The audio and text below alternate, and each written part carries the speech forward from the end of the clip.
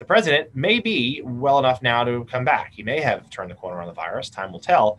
But that comes after he had 72 hours of the very best medical care available to anyone in the world at a state-of-the-art hospital getting experimental medication. Most COVID-19 patients have access to none of that.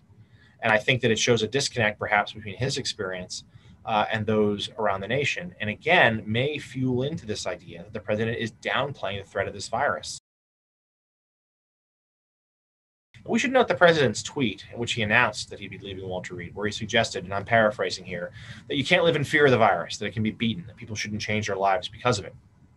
And I think that is something that has already attracted a lot of attention. This is a virus, let's be clear, that has killed well over 200,000 Americans, has reshaped every facet of the society of the nation. Last night, there was real momentum for him to try to depart as early as today. The Chief of Staff, Mark Meadows, this morning suggested that he was optimistic that it could indeed happen today, Monday.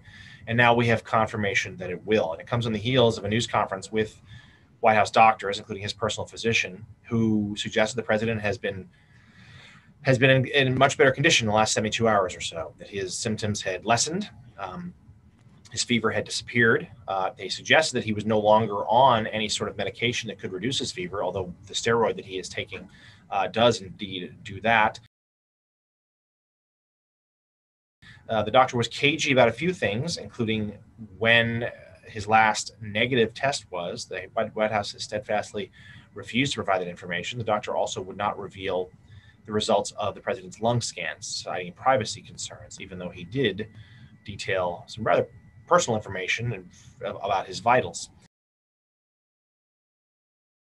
There's no sense that the president has now beaten the virus. There's still, though they don't know the exact viral load he currently has, that will be determined with tests results that won't be known for quite a little while.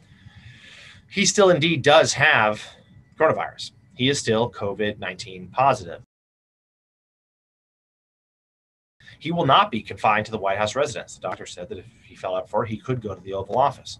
He also didn't rule out when the president could return to traveling, though one would think this would be a potentially even up to 14 days before the president would be able to do that. The doctors did not commit to that sort of timetable.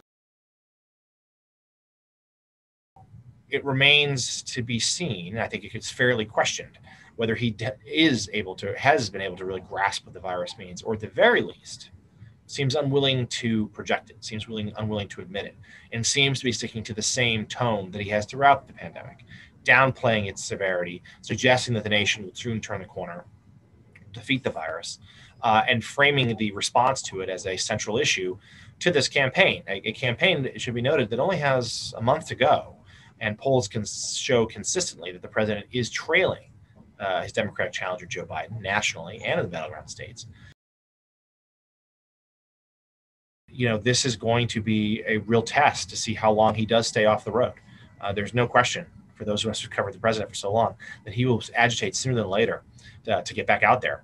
And the question is whether his supporters are into it and whether the doctors will permit it. And if any of the doctors try to stop it, will the president overrule them?